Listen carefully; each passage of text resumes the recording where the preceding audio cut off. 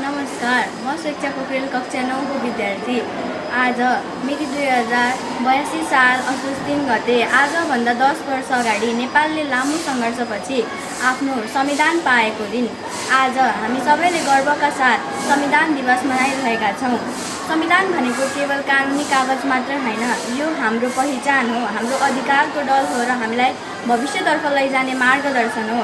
2072 साल असोज 3 गते जारी भएको संविधानले हामीलाई समानता, स्वतन्त्रता र लोकतान्त्रिक मूल्यको सुनिश्चितता दिएको छ।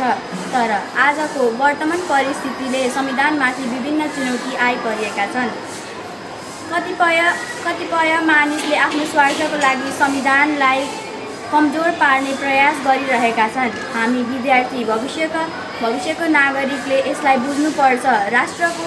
राष्ट्र बलियो हुन संविधान बलियो हुनुपर्छ।